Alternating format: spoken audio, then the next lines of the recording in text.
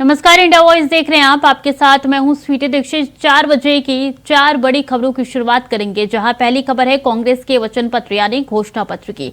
मध्य प्रदेश में कांग्रेस ने अपना वचन पत्र जारी कर दिया है, जिसमें बड़े बड़े वादों की झड़ी लगी हुई है। वहीं दूसरी खबर है समलैंगिक विवाह को लेकर, जहां सुप्रीम कोर्ट ने अपने फैसले में कहा है कि समलैंगिक विवाह को कानूनी रूप से मान्यता देना संसद और विधानसभाओं का काम है।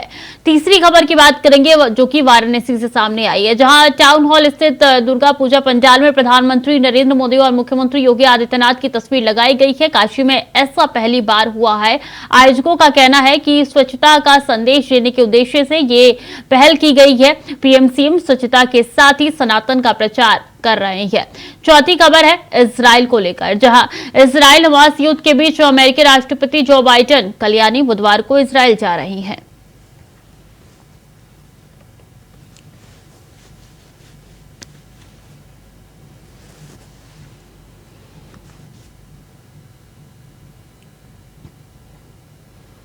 मध्य प्रदेश विधानसभा चुनाव के लिए कांग्रेस का घोषणा पत्र जारी हो गया है। इस मौके पर पूर्व सीएम और कांग्रेस प्रदेश अध्यक्ष कमलनाथ ने कहा है कि हम एमपी की आईपीएल टीम बनाने की कोशिश करेंगे। 100 यूनिट तक फ्री बिजली, पुरानी पेंशन और बेरोजगारी भत्ता देने की भी गारंटी दी गई है। 1 साल में तैयार हुए वचन पत्र में 59 विषय, 225 मुख्य बिंदु और 1290 वचन है। 7 वर्गों के लिए अलग पत्र बनाया गया है। घोषणा पत्र में 10 नए वचनों को शामिल किया गया है। यूथ, किसान, शासकीय कर्मचारी, अनुसूचित जाति, अनुसूचित जनजाति और पिछड़ा वर्ग कल्याण और खुशहाल परिवार को लेकर घोषणाएं की गई है।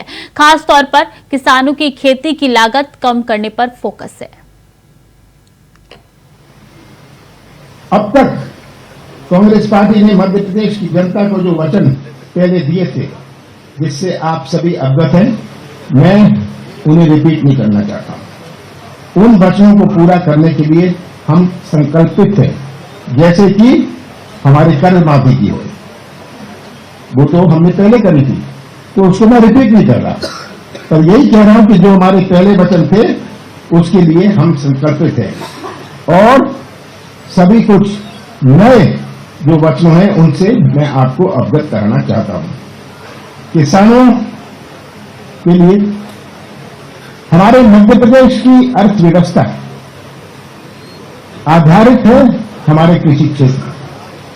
70% हमारी आबादी जुड़ी हुई है कृषि क्षेत्र से। हमारी अर्थव्यवस्था की नींव है हमारा कृषि क्षेत्र, और यही बहुत बड़ी प्राथमिकता है। मध्य प्रदेश किसानों का प्रदेश है।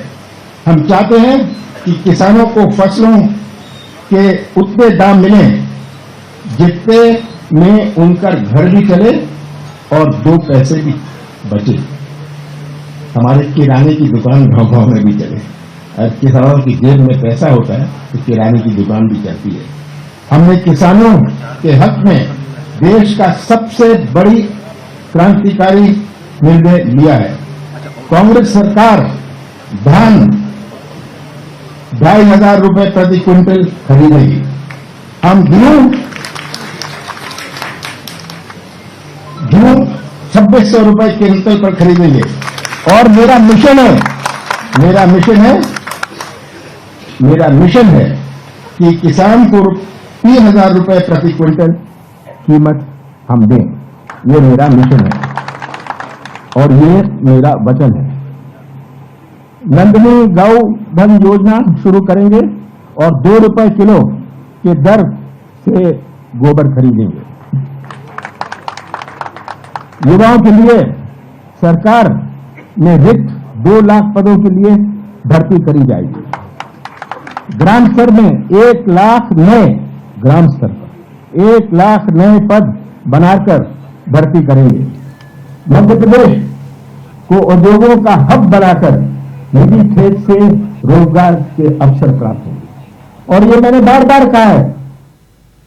वहीं कांग्रेस के वचन पत्र पर मध्य प्रदेश के मुख्यमंत्री शिवराज सिंह चौहान ने क्या कुछ कहा, सुनते हैं। कांग्रेस का वचन पत्र नहीं, ये झूठ पत्र है। 5 साल पहले भी उनने 900 से ज्यादा वचन दिए थे जनता को, उनमें से 9 भी पूरे नहीं किए। आज तक लोग तरस रहे हैं, नौजवान 4,000 बेरोजगारी भत्ता कब मिलेगा, समर्थन मूल्य पर बोनस कब मिलेगा, समूहों का कर्जा कब माफ होगा। एक नहीं अनेकों वचन दिए थे, सारे के सारे झूठे निकले और आज फिर महा झूठ पत्र प्रस्तुत कर दिया। इस झूठ पर अब जनता भरोसा नहीं करने वाली। जनता जानती है कि भारतीय जनता पार्टी जो कहती है वो करती है। अरे हम तो जो नहीं कहते वो भी करते हैं।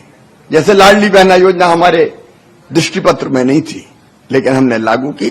लेकिन कांग्रेस की सच्चाई जनता जानती है, भ्रम में नहीं आने वाली।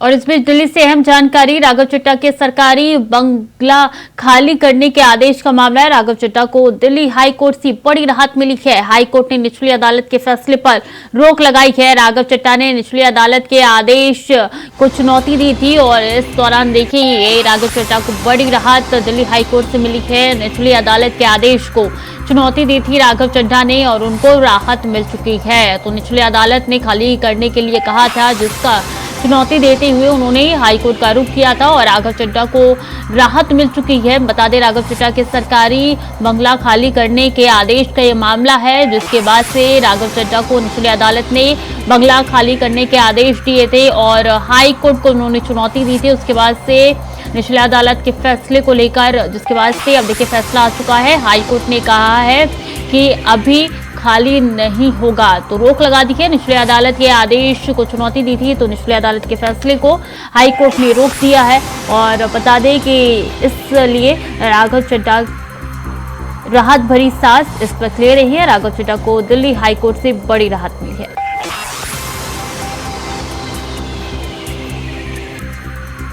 राघव चड्ढा के सरकारी बंगला खाली करने के आदेश का ये पूरा मामला है। बता दें कि जिस तरीके से नकली सिग्नेचर से जुड़ा हुआ जब सदन चल रहा था, उस दौरान राघव चड्ढा पे आरोप लगाए गए थे कि नकली सिग्नेचर उनके द्वारा किए गए हैं बीजेपी के कई सांसद के। उसके बाद से राघव चड्ढा को निलंबित कर दिया गया था पूरी प्रक्रिया तक, पूरी जांच पड़ताल तक, और उसके बाद से रुख किया गया था निचली कोर्ट का, जिन्होंने बंगला खाली करने के आदेश जो है वो दे दिए थे और उनके फैसलों को चुनौती देते हुए राघव चड्ढा पहुंचे थे high court. Delhi high court से अब राहत भरी खबर उनके लिए आई है। निचली अदालत के आदेश की चुनौती वो देने के लिए दिल्ली हाई कोर्ट पहुंचे थे। राहत भरी खबर अब राघव चड्ढा के लिए निकल के सामने आई है। निचली अदालत के फैसले पर हाई कोर्ट ने रोक लगा दी है।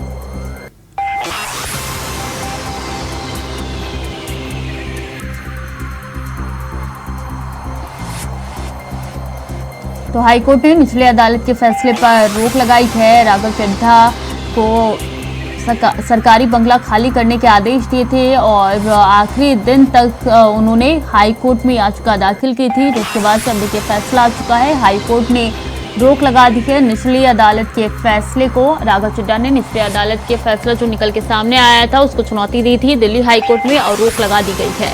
ये पूरा मामला नकली सिग्नेचर से जुड़ा हुआ है, हस्ताक्षर से जुड़ा हुआ है, जिसको लेकर तमाम आरोप जो है राघव चड्ढा के ऊपर लगे थे और इसके बाद से उन्होंने अपनी सफाई भी दी थी, लेकिन जांच पूरी हो जाने तक उनकी सदस्यता निलंबित कर दी गई थी।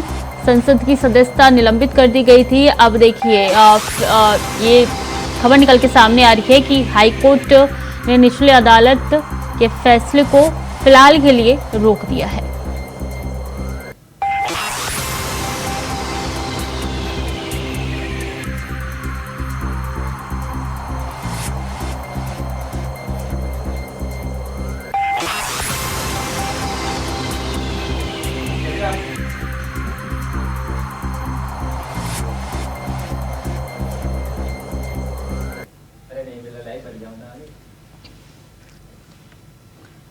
तो राघव चड्ढा के सरकारी बंगले का ये पूरा मामला है। बता दें कि हाई कोर्ट ने इस पे फैसला सुना दिया फिलहाल के लिए हाई कोर्ट ने। अब देखना होगा कि आगे क्या कुछ हाई कोर्ट की तरफ से निकल के सामने आता है और राघव चड्ढा के बयान का भी इंतजार है। अजीत हमारे साथ जुड़ चुके हैं। अजीत, अब फैसला पलट दिया है हाई कोर्ट ने निचली अदालत का।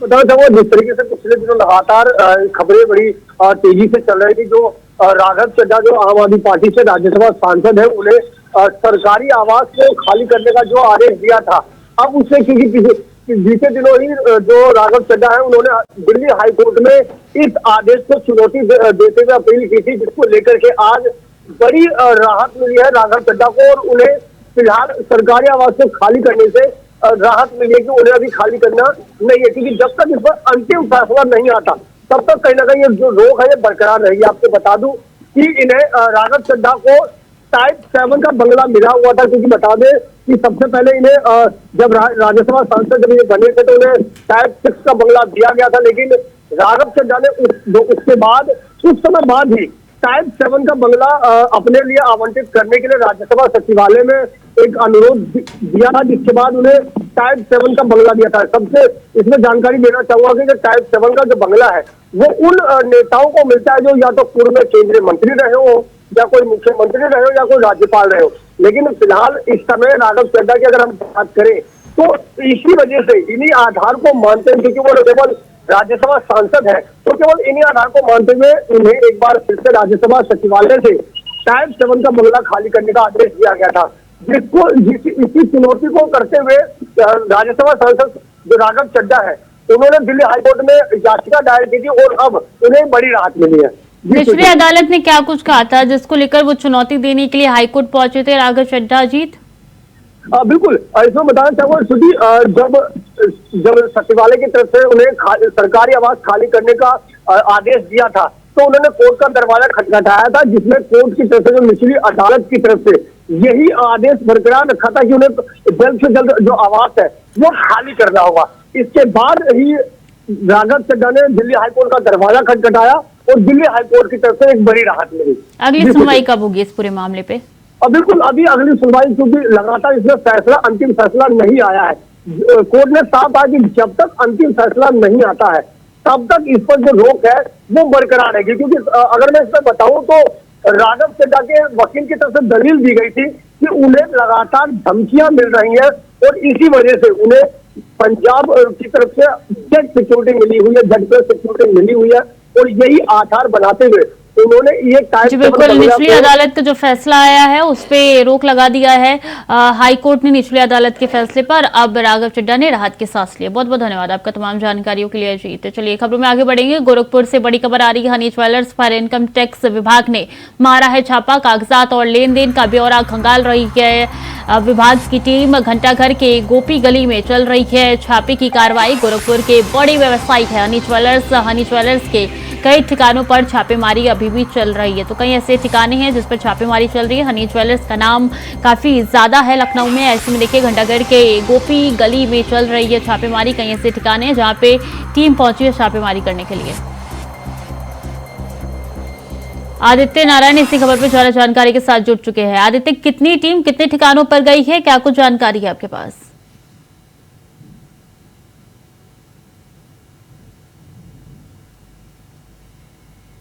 दोबारा जोड़ने की कोशिश करेंगे, तकनीकी खामी है, लेकिन ये महत्वपूर्ण जानकारी आप तक पहुंचा रहे हैं। जहां कागजात और लेन देन का ब्यौरा खंगाल रही है टीम। कई ऐसे ठिकाने हैं जहां पर छापेमारी अभी भी चल रही है और सुबह सवेरे से ये छापेमारी शुरू हो चुकी है। घंटाघर के गोपी गली में भी ये छापेमारी चल रही है। पुलिस की भारी मौजूदगी इस दौरान नजर आ रही है।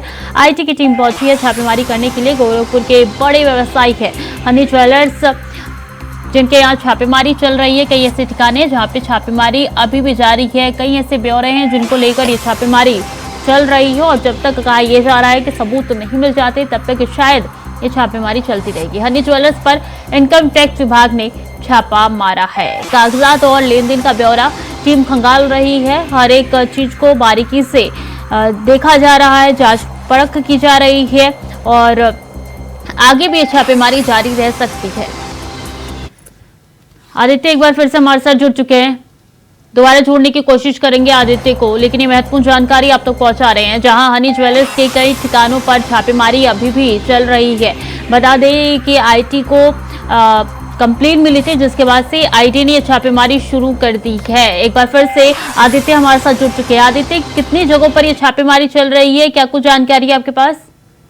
जी, जैसा कि मैं आपको बता दूं, गोरखपुर में आज ईडी की बहुत बड़ी छापेमारी हुई है।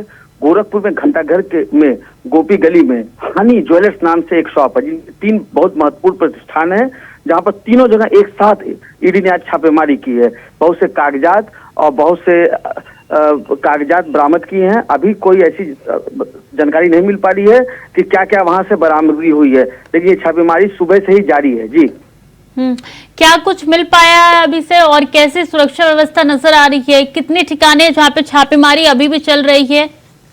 जी, हनी ज्वेलर्स की कुल 3 यहाँ पर प्रतिष्ठित दुकानें हैं जहाँ पर छापेमारी चल रही है, और भी कुछ दुकानों पर होनी, लेकिन अभी इसकी जानकारी नहीं हो पा रही क्योंकि क्या सबूत क्या मिले थे, सुराग क्या मिला था जिसके बाद से छापेमारी की कार्रवाई को अंजाम दिया गया?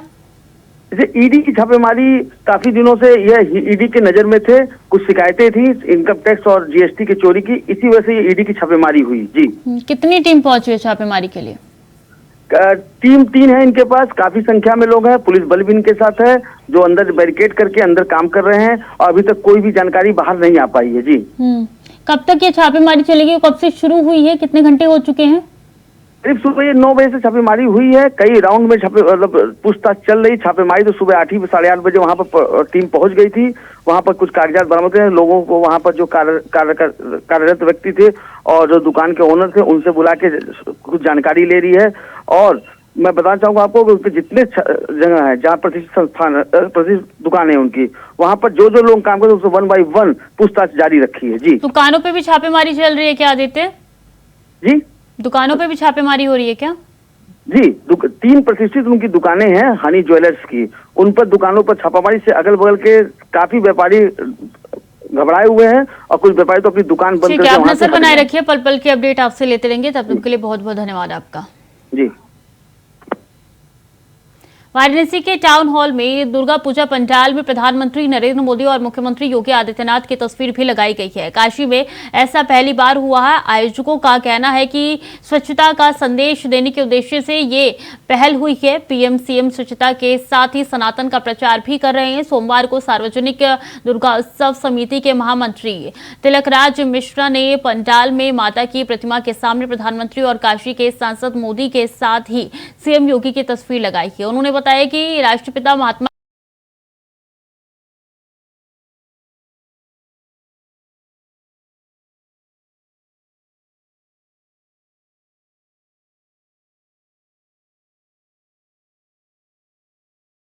आदित्यनाथ गोरक्ष पीठाधीश्वर है, इसलिए उनकी भी तस्वीर लगाई गई है। इस बार पंडाल के माध्यम से श्रद्धालुओं को ग्रीन काशी क्लीन काशी का संदेश दिया जा रहा है। हालांकि जब इस पर विवाद हुआ तो फोटो हटा दी गई।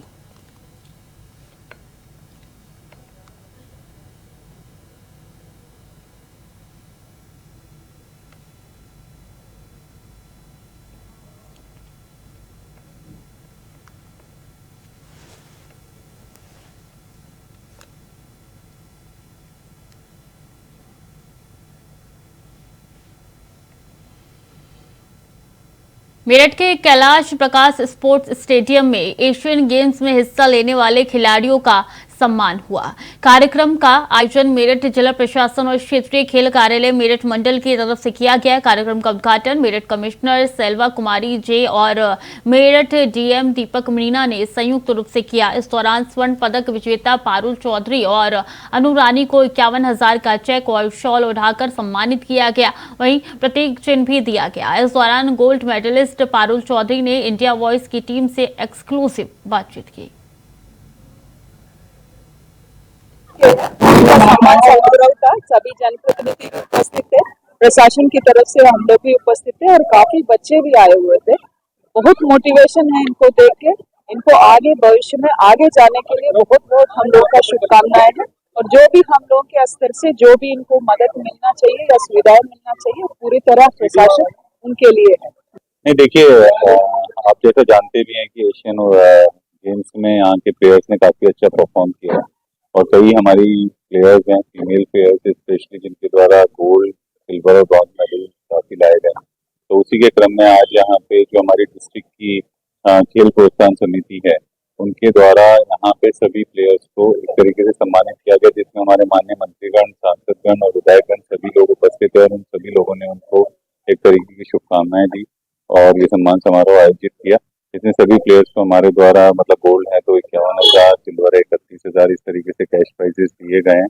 और ये सारे स्टेडियम के बच्चे और बाकी बच्चे जो स्पोर्ट्स में इंटरेस्टेड है उनको बुलाया गया कि उनके लिए एक मोटिवेशन के तौर पर है। तो ये मेरठ जिला प्रशासन ने आज गोल्ड मेडलिस्ट जितने विजेता है उनका सम्मान किया। अर्थात खुद गोल्ड मेडलिस्ट पारुल चौधरी है।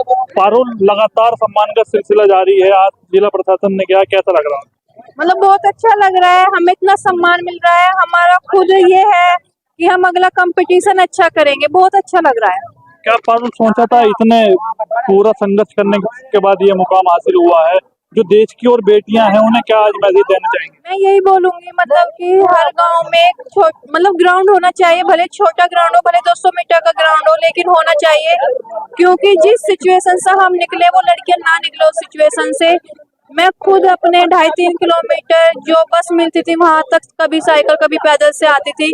मैं नहीं चाहती कि एथलीट आने वाले एथलीट ऐसा करे। मैं चाहती हूँ कि उनके गांव में ही ग्राउंड हो और वो और हमसे भी अच्छा करेंगे। पारुल, यूपी के मुख्यमंत्री ने मंच से आपको डीएसपी बनाने का ऐलान किया है, क्या कहेंगे मुख्यमंत्री के लिए? मैं उनको बहुत बहुत थैंक यू बोलूंगी कि उन्होंने इतनी अच्छी उत्तर प्रदेश सरकार ने, माननीय आदरणीय मुख्यमंत्री योगी आदित्यनाथ जी सर ने इतना अच्छा मतलब हमारी खेल नीति की पॉलिसी रखी है, तो उनको तो मैं बहुत बहुत थैंक यू बोलूंगी। तो ये थी हमारे साथ पारुल चौधरी, जिन्होंने बड़ी ही बेबाकी से अपनी बात रखी है। साथ ही पारुल चौधरी ने सूबे के मुख्यमंत्री योगी आदित्यनाथ का भी धन्यवाद ज्ञापित किया है, जिसमें मुख्यमंत्री ने उन्हें डीएसपी बनाने के लिए मन से घोषणा की थी। Sadiq Khan, India voice, Meerut. प्रदेश की सरकार लोगों को उचित स्वास्थ्य सुविधा दिलाने के लिए लगातार प्रयासरत है। साथ ही दूसरी ओर जब इसकी जमीनी पड़ताल की जाती है तो मामला बस कागजी आंकड़ों तक ही सीमित रह जाता है। यही नहीं, पर्याप्त बजट होने के बाद भी सरकार द्वारा दी जाने वाली सुविधा आम जनमानस तक नहीं पहुंच पाती है। ऐसा ही मामला जनपद के बासी तहसील क्षेत्र से सामने आया है, जहां शासन द्वारा प्राथमिक केंद्रों की मरम्मत के नाम पर भारी लापरवाही देखने को मिल रही है। यह प्राथमिक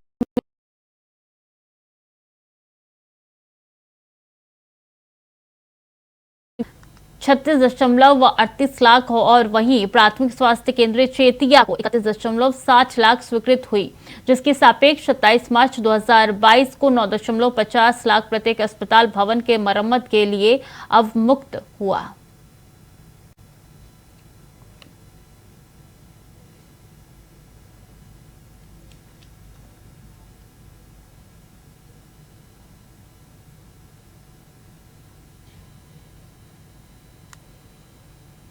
रायबरेली में ट्रैफिक व्यवस्था पूरी तरीके से ध्वस्त हो गई है, जिस कारण लोगों को जगह जगह भीषण जाम का सामना करना पड़ता है। लोग हर रोज जाम में फंसे नजर आते हैं। वहीं चौराहे पर कभी भी ट्रैफिक पुलिस कर्मी नजर नहीं आते हैं, जिस कारण शहर के बस स्टाफ, सिविल लाइन समेत कई स्थानों पर भीषण जाम लगा रहता है।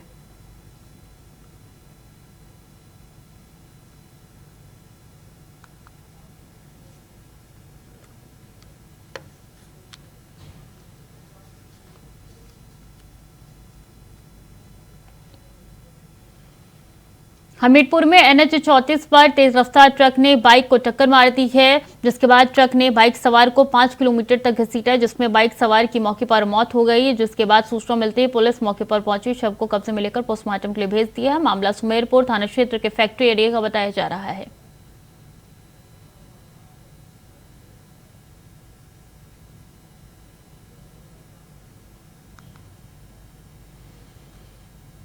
खबर फतेहपुर से है, जहां अचानक मौसम ने करवट ली है। बता दें कि देर रात से ही हो रही बारिश और ओलावृष्टि से किसानों के हजारों बीघा धान की खड़ी फसल बर्बाद हो गई है। इस दौरान किसानों की मांग है कि सरकार सर्वे कराकर उनको उचित मुआवजा दे।